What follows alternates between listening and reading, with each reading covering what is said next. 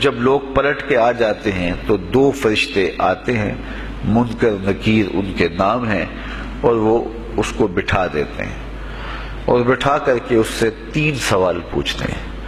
پہلا سوال یہ ہوتا ہے من ربک، تیرا رب کون ہے؟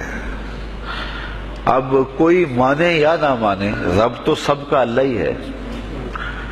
اگر کوئی انکار بھی کرے تو اس کے باوجود اس کا رب کون ہے؟ اس کا رب اللہ ہے۔ تو دنیا کے اوپر کوئی اقرار کرے یا انکار کرے، لیکن نفس الامر میں، حقیقت میں اس کا رب اللہ ہی ہے۔ یہ تو حقیقت ہے، یہ تو طے شدہ ہے۔ لیکن جو عقیدہ دنیا پہ رہا ہوگا وہی عقیدہ اس کے لہجے میں آئے گا۔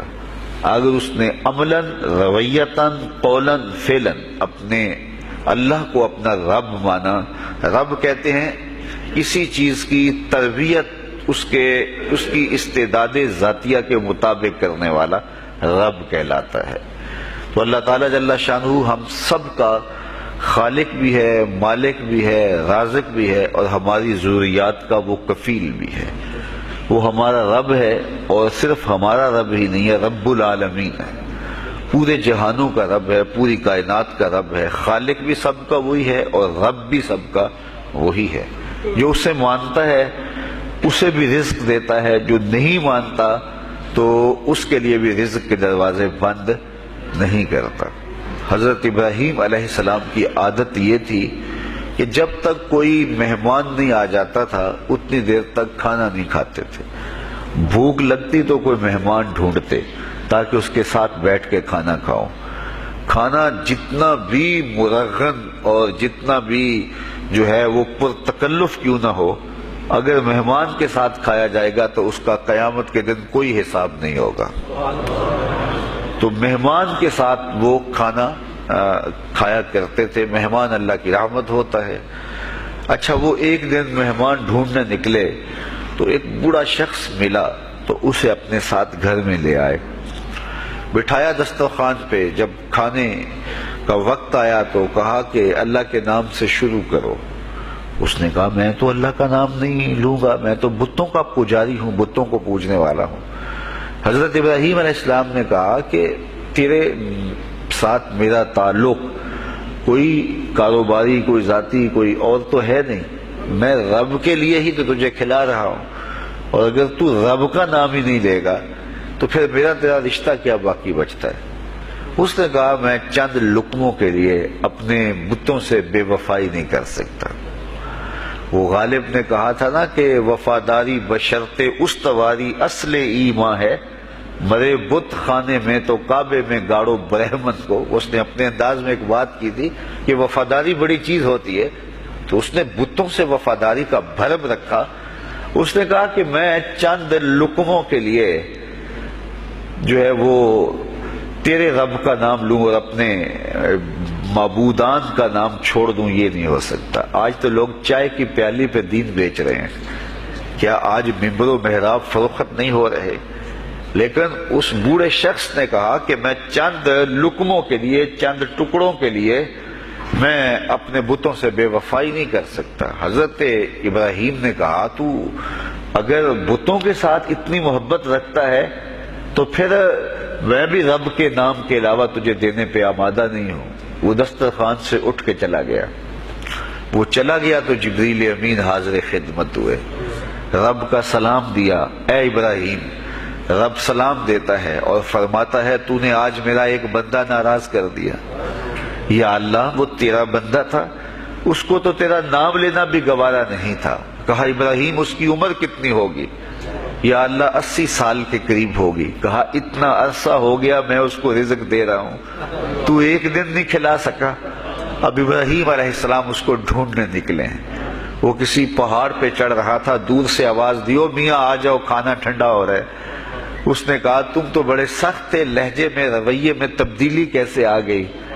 کہا کہ اسی رب کا پیغام آیا ہے کہ مجھے اتنا عرصہ ہوا اسے کھلاتے ہوئے، وہ مجھے نہیں بھی مانتا تھا، پھر بھی میں اس کی ضروریات کو پورا کرتا رہا ہوں، اور تم ایک دن نہیں دے سکے؟ تو آؤ کھانا ٹھنڈا ہو رہا ہے۔ کہا تے رب کا نام نہیں لوں گا۔ کہا نہ لینا. کہا اتنی تبدیلی؟ کہا اسی رب کا سندیش آیا ہے، اسی رب کا پیغام آیا ہے. کہا پھر کھانا بعد میں کھاؤں گا، پہلے اپنے رب کا مجھے غلام بنا لے. تو کوئی مانے اس کو بھی دیتا ہے، کوئی نہ مانے اس کو بھی دیتا ہے، بلکہ دنیا کے اوپر کافروں کو زیادہ دیتا ہے. ایک روایت میں آتا ہے کہ اگر اہل ایمان کی دلجوئی کا لحاظ نہ ہو تو کافروں کے گھروں کی سیڑھیاں سونے اور چاندی کی ہوں، لیکن یہ کہیں گے ہمیں تو مار ہی دیا ہے. اور اقبال نے کہا تھا نا کہ کافر کو دیے حور و قصور اور مومن کے لیے فقط وعدہ حور. تو اس لیے ان کی دلجوئی ہے، ورنہ کافروں کو اتنا دور، چونکہ ان کا حصہ آخرت میں نہیں ہے، ان کا حصہ صرف دنیا ہے. دنیا پہ عیش کریں، دنیا پہ عیش و عشرت کی زندگی گزارے، دنیا ہی دنیا، آخرت میں ان کا کوئی حصہ نہیں. اور مومن کا آخرت میں حصہ ہے. اور دنیا کے اوپر جو تکلیفیں آتی ہیں ان تکلیفوں کا بدلہ اس کو قیامت کے دن دیا جائے گا. بلکہ صحیح حدیث میں آتا ہے کہ جب اہل بلا کو ان پر آنے والی مصیبتوں کا صلہ دیا جائے گا تو لوگ آرزو کریں گے کاش ہمارے بدن کو لوہے کی کینچیوں سے کاٹ دیا ہوتا. اور دنیا کے اوپر ہمیں بھی تکلیفیں، اذیتیں، آلام و مصائب آئے ہوتے.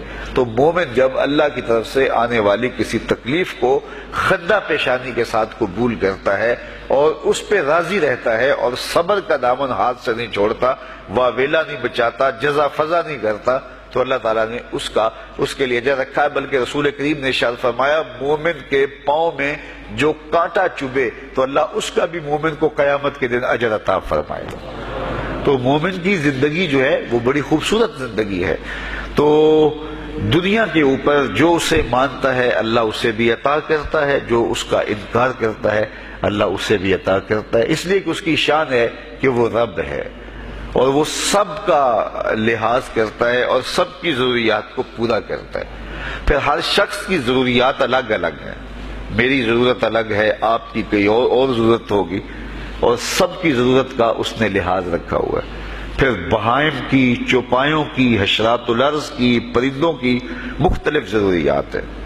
اڑنے والوں پرندوں کی ضروریات الگ ہے، پانی کے جانوروں کی ضروریات الگ ہے، اس طرح حشرات الارض کی ضروریات الگ ہیں اور درندوں کی ضروریات الگ ہیں. یہاں تو ہم ایک آدھ کلو گوشت ہو تو گھر کے سارے افراد اس سے گزارا کر لیتے ہیں، لیکن شیر کو اور چیتے کو جو ہے وہ منوں کے حساب سے روزانہ چاہیے.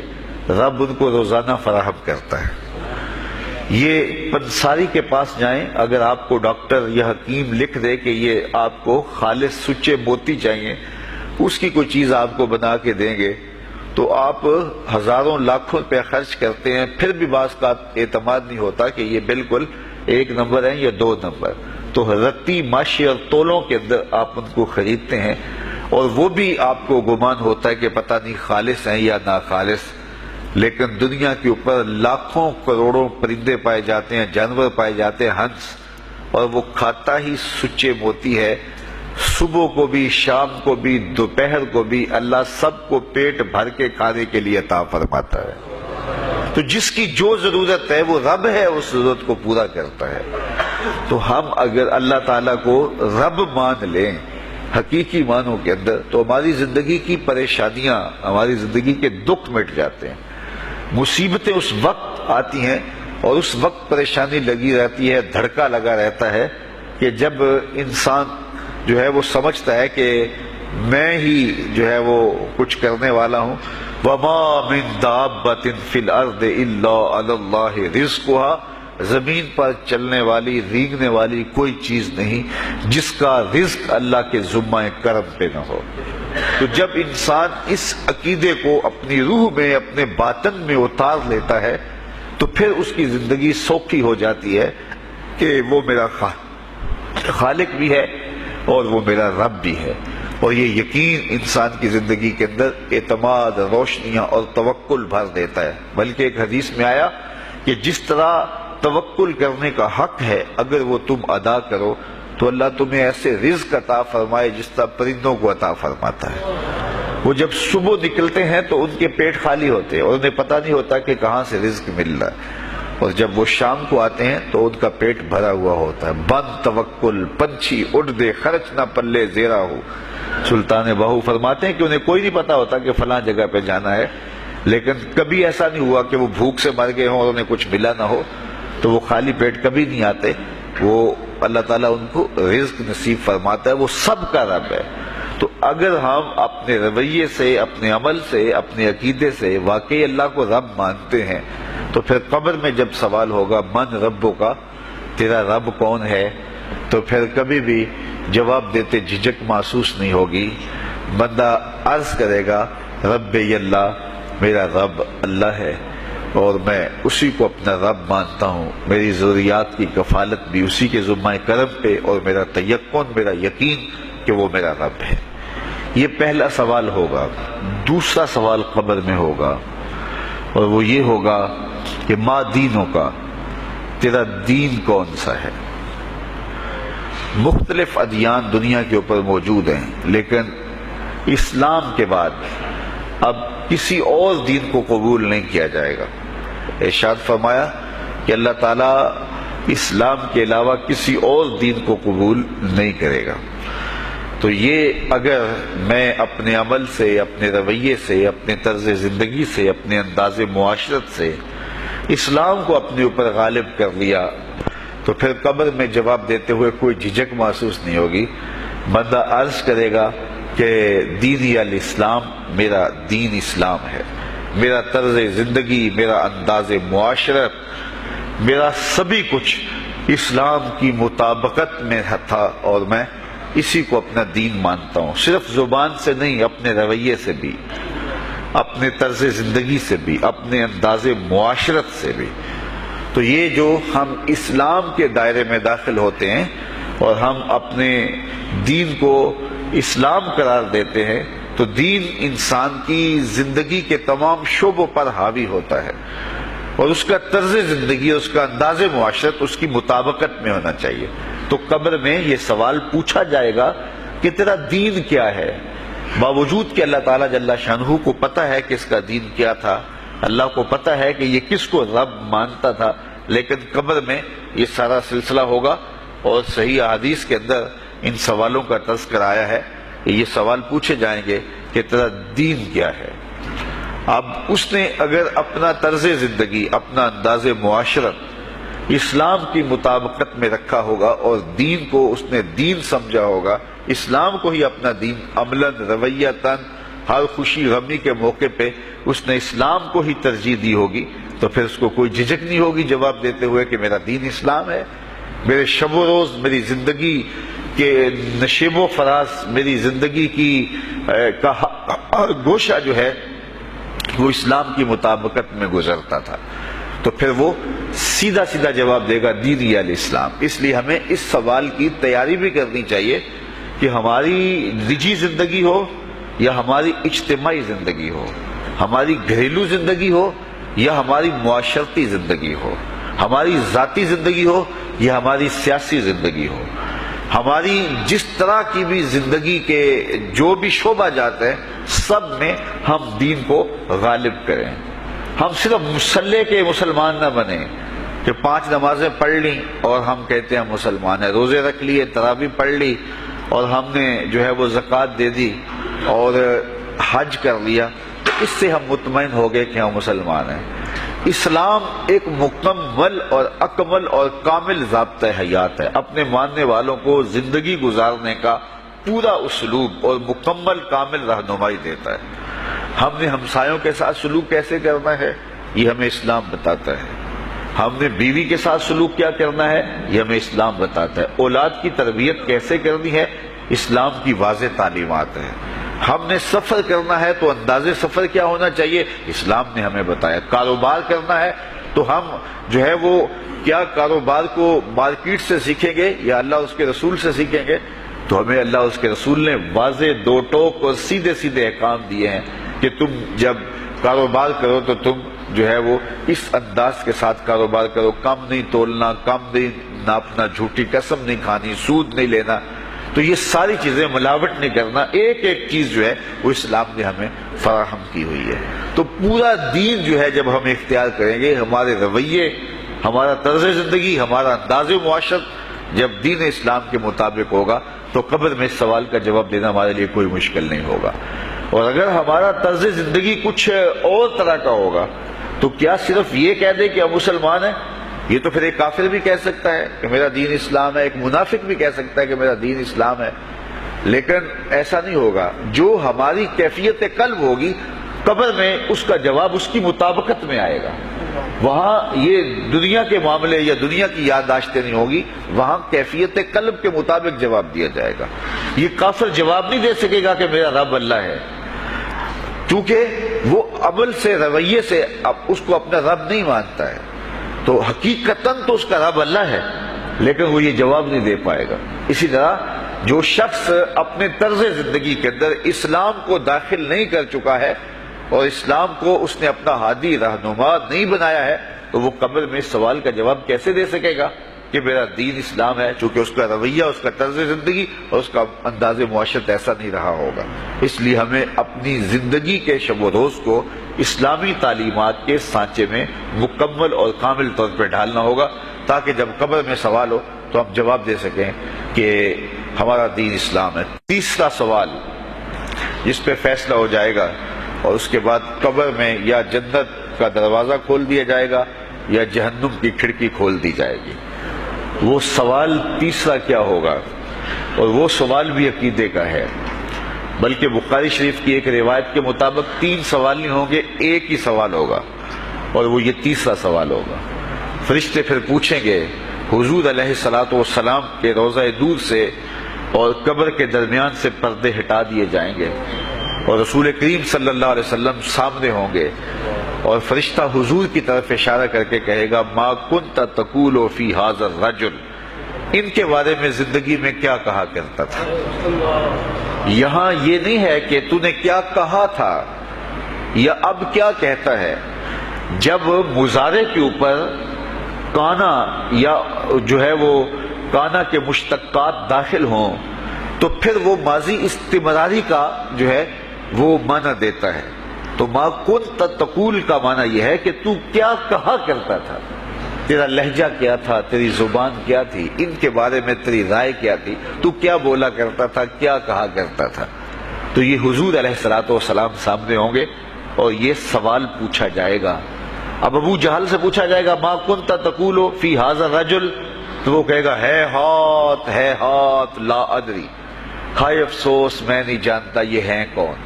ابو لہب سے پوچھا جائے گا، وہ کہے گا، ہے ہاتھ لا ادری، ہائے افسوس میں نہیں جانتا یہ کون ہے۔ اچھا، جانتا نہیں تو پتھر کس کو مارتا تھا، جانتا نہیں تو گڑے کس کی راہوں میں کھدواتا تھا، جانتا نہیں تو اوجریاں کس کے اوپر ڈلوایا کرتا تھا۔ آنکھیں پھاڑ پھاڑ کے تو ساری زندگی دیکھتا رہا، لیکن آج ابو جہل قبر میں اترا، حضور کی صورت نورانی سامنے ہے، اور پوچھا گیا کہ یہ کون ہے، یہ نورانی چہرے والے کون ہیں؟ تو ابو جہل کہتا ہے، ہائے افسوس میں نہیں جانتا یہ کون ہے۔ اچھا، جانتا نہیں تو پھر پتھر کس کو مارتا تھا؟ اللہ اکبر۔ اور 14 صدیاں گزرنے کے بعد ایک مومن لحد میں اترتا ہے اور پردے ہٹا دیے جاتے ہیں، اور منکر نکیر سوال کرتے ہیں، عامر چیمہ بتا یہ کون ہے؟ وہ کہتا ہے، پیچھے ہٹو، پہلے پائے ناز کو بوسہ تو کر لینے تو، میں تو مر کے پہنچا ہوں یہاں اس دل ربا کے واسطے، یہ تو میرے بخت جاگے کہ وہ میری قبر میں آئے۔ وہ کسی شاعر نے کہا نا کہ آئے وہ میرے مزار پہ گھونگھٹ اتار کے، آئے وہ میرے مزار پہ گھونگھٹ اتار کے، مجھ سے تو نصیب بچے ہوئے میرے مزار کے، یہ تو بخت سنور گئے کہ وہ میری قبر میں آئے۔ شیخ عبدالحق محدث دہلوی علیہ رحمہ لکھتے ہیں کہ جب سے یہ سنا ہے کہ قبر میں حضور آئیں گے، پتہ نہیں موت کہاں مر گئی ہے، جی چاہتا ہے زندہ ہی قبر میں چلے جائیں۔ تو وہ کہے گا، پہلے مجھے پائے ناز کو بوسہ تو کر لینے دو، میں تو زندگی کے بھر میں انتظار ان کا کرتا رہا، اور ان کے بارے میں پوچھ رہے ہو یہ کون ہے؟ ساری زندگی پیر مہر علی شاہ نقشہ بتاتے رہے، مکھ چند بدر شاہ شانی ہے، متھے چمک دی لاٹ نورانی ہے، کالی زلف تے اکھ مستانی ہے، مخمور رکھی ہیں مد بھریاں۔ تو وہ فوراً جواب دیتا ہے، یہ تو وہی میرے آقا و مولا ہیں جن کے لیے ساری زندگی تڑپتا رہا اور ان کی زیارت کی آرزوئیں اور تمنائیں کرتا رہا۔ اچھا، ابو جہل ساری زندگی دیکھتا رہا، تو وہ تو جواب نہیں دے پائے گا، وہ کہتا ہائے افسوس میں نہیں پہچانتا یہ کون ہے، ہاتھ لا ادری، مجھے نہیں پتا۔ اور 14 صدیاں گزرنے کے بعد ایک مومن لحد میں اترتا ہے تو وہ فوراً کہتا ہے یہ تو وہی ہیں جن کے لیے زندگی گزار آیا ہوں۔ تو جس نے دیکھا تھا وہ پہچان نہیں سکتا، اور صدیوں بعد جو دنیا کے اوپر آیا وہ فوراً پہچان بھی رہا ہے اور پائے ناز کو بوسے بھی کر رہا ہے، تو پھر اس کا کیا جواب ہوگا؟ تو اس کا جواب علامہ اقبال علیہ رحمہ نے دیا۔ وہ کہتے ہیں قبر میں یہ جو آنکھیں ہیں ان میں تو مٹی پڑی ہوگی، یہ تو بند ہوگی، دل کی آنکھیں کھلی ہوں گی۔ ابو جہل نے ان آنکھوں سے دیکھا تھا، یہ آنکھیں تو اب کھلی نہیں ہیں، تو ان سے وہ کیسے پہچانے گا؟ اور دل کی آنکھوں نے حضور کو دیکھا ہی نہیں تھا۔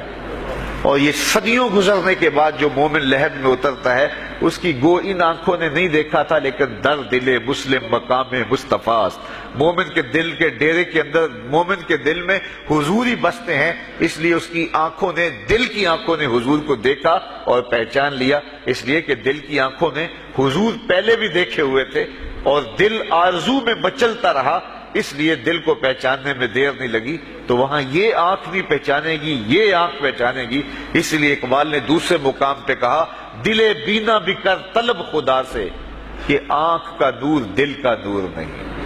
آنکھ کا نور اور ہے، دل کا نور اور ہے۔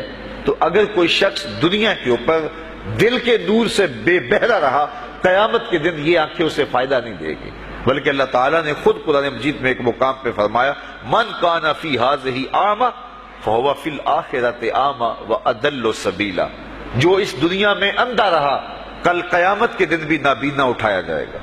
اس سے ان آنکھوں کی بے نوری قطعاً مراد نہیں، کسی مفسر نے نہیں لکھا، بلکہ وہ تو واضح حدیث میں آتا ہے جو دنیا میں ان دو محبوب چیزوں سے آزمایا گیا، اللہ تعالیٰ قیامت کے دن اسے صلہ عطا فرمائے گا۔ یہ جو دنیا کے اوپر نابینا ہوتے ہیں، نابینا ہو جاتے ہیں یا پیدائشی نابینا ہوتے ہیں، تو یہ دنیا کی لذتوں سے اور دنیا کے نفعوں سے لطف اندوز نہیں ہو پاتے۔ یہ بہت بڑی آزمائش ہے، جہان اندھیر ہوتا ہے ان کے لیے، لیکن قیامت کے دن اللہ تعالیٰ اس کا بہتر صلہ ان کو عطا فرمائے گا جو دو ان محبوب چیزوں سے آزمایا گیا۔ تو اگر وہ دنیا پہ اندھا تھا اور حقیقی طور پہ، اور قیامت کے دن بھی اندھا اٹھایا جائے گا، یہ تو پھر مناسب نہیں ہوگا۔ تو یہ جو قرآن نے کہا جو دنیا میں اندھا رہا وہ قیامت میں بھی اندھا اٹھایا جائے گا، تو اس سے ان آنکھوں کی بے نوری قطعاً مراد نہیں ہے، اس سے دل کی بے نوری مراد ہے۔ تو دل اگر بینا ہوا، دل اگر روشن ہوا، تو پھر قبر کے اندر بھی دل دے دیوے دی روشنائی جاوے وچ زمینہ، تو پھر وہ معرفت رسول کا سبب ہوگا دل کا اجالا، اور پھر حشر کے اندر بھی جو ہے وہ دل کی آنکھیں روشن ہوں گی۔ تو جس نے اپنے قلب کو نور معرفت سے، نور ایمان سے اور نور محبت سے منور نہیں کیا ہے، تو وہ قبر کے اندر، حشر کے اندر نابینا ہی اٹھایا جائے گا، اور یہ قرآن کی صریح نص ہے۔ تو اب ابو جہل نے ان آنکھوں سے دیکھا ہے، لیکن جب سوال ہوتا ہے بتاؤ یہ کون ہے، تو وہ کہتے ہیں ہے ہاتھ لا ادری، افسوس میں نہیں جانتا۔ اور صدیاں گزرنے کے بعد ایک مومن لحد میں اترتا ہے، ظاہری ملاقات بھی نہیں ہے، جب اس سے پوچھا جاتا ہے یہ کون ہے، تو وہ کہتا ہوا محمد صلی اللہ علیہ وسلم، یہ تو وہی آقا ہے جن کے لیے ساری زندگی، جن کے تذکروں کی خوشبو سونگھتا رہا ہوں، تو مجھے تو جو ہے وہ ان کے پائے ناز کو بوسہ کر لینے دو۔ تو بتاؤ اس کے دل کی آنکھوں نے حضور کی معرفت حاصل کی اور حضور کو پہچان لیا، تو دل بینا بھی کر طلب خدا سے کہ آنکھ کا نور دل کا نور نہیں۔